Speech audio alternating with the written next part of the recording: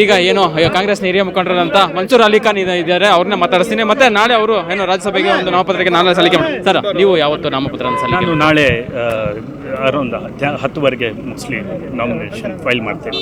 ಇವತ್ತು ಮಲ್ಲಿಕಾರ್ಜುನ್ ಖರ್ಗೆ ಅವರು ನಾಮಪತ್ರ ಸಲ್ಲಿಕೆ ಮಾಡಿದ್ರೆ ಏನು ಹೇಳಿ? ನೋಡಿ, ಖರ್ಗೆ ಸಾಹೇಬ್ ನಮ್ಮ ಪಾರ್ಟಿ ಪ್ರೆಸಿಡೆಂಟು ಹಿರಿಯರು, ಮತ್ತು ಅವರು ಇವತ್ತು ಫೈಲ್ ಮಾಡ್ತಾಯಿದ್ರು. ರಾಹುಲ್ ಗಾಂಧೀಜಿ ಬಂದಿದ್ದರು. ಮತ್ತು ಅವ್ರ ನಾಮಿನೇಷನ್, ಅವ್ರು ನಮ್ಗೆಲ್ಲರಿಗೆ ಶಕ್ತಿ ಕೊಡೋದು, ಶಕ್ತಿ ಅವರಿಂದ ಬರೋದು ನಮ್ಗೆಲ್ಲರಿಗೆ. ಸೊ ಅವ್ರಿಗೆ ಒಂದು ನಮಗೆ ಹೆಮ್ಮೆ, ಕರ್ನಾಟಕದಿಂದ ಮಲ್ಲಿಕಾರ್ಜುನ್ ಖರ್ಗೆ ಸಾಹೇಬರು ಫೈಲ್ ಮಾಡಿದ್ದಾರೆ. ಮತ್ತು ಕರ್ನಾಟಕದಿಂದ ಅವರು ಇಲ್ಲಿ ಸ್ಟೇಟ್ ಪ್ರೆಸಿಡೆಂಟ್ ಇದ್ದರು, ಮಂತ್ರಿ ಇದ್ದರು, ಯೂನಿಯನ್ ಮಿನಿಸ್ಟರ್ ಇದ್ದರು. ಸೊ ಒಂದು ನಮಗೆ ಒಂದು ಹೆಮ್ಮೆ ಇಲ್ಲಿ ಬರೋಕ್ಕೆ ಅವ್ರಿಗೆ ನಾಮಿನೇಷನ್ಗೆ. ಸರ್, ಕಾಂಗ್ರೆಸ್ ನಿಮ್ಮ ಯಾವ ಒಂದು ಕೆಲಸವನ್ನು ನೋಡಿ ಈ ರೀತಿ ನಿಮಗೆ ಸಭೆಗೆ ಗೆಲ್ಲಿಸಬೇಕಂತ ಯೋಚನೆ ಮಾಡಿ? ನೋಡಿ, ನಾನು ಒಂದು ಸಣ್ಣ ಕಾರ್ಯಕರ್ತ, ಎಲ್ಲ ಕಾರ್ಯಕರ್ತರು ಕೆಲಸ ಮಾಡ್ತಾರೆ. ನಾನು ಎಷ್ಟೋ ಧನ್ಯವಾದ ಹೇಳಿದ್ರು ಕಡಿಮೆನೇ.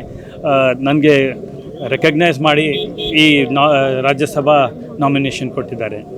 ಸರ್, ಇನ್ನೊಂದು ಅಂದರೆ ಡಿ ಕೆ ಶಿವಕುಮಾರ್ ಮೊನ್ನೆ ಪ್ರಮಾಣ ಸ್ವೀಕಾರ ಮಾಡಿದ್ರು. ಏನಂತಾರೆ ಕಾಂಗ್ರೆಸ್ ಪಕ್ಷ? ಅದು ಪಕ್ಷ ಡಿ ಕೆ ಶಿವಕುಮಾರ್ ಸಾಹೇಬರು, ಸೀನಿಯರ್ ಲೀಡರ್ಶಿಪ್ ರಾಮಲಿಂಗಾರೆಡ್ಡಿ ಸಾಹೇಬರು ಅವ್ರು ರಿಸಾಲ್ವ್ ಮಾಡ್ಕೊತಾರೆ. ಮತ್ತು ನಮ್ಮ ಪಕ್ಷ ಒಂದು ಡೆಮೊಕ್ರಾಟಿಕ್ ಪಕ್ಷ, ಎಲ್ಲರಿಗೆ ಅಧಿಕಾರ ಇದೆ ಮಾತಾಡೋದು.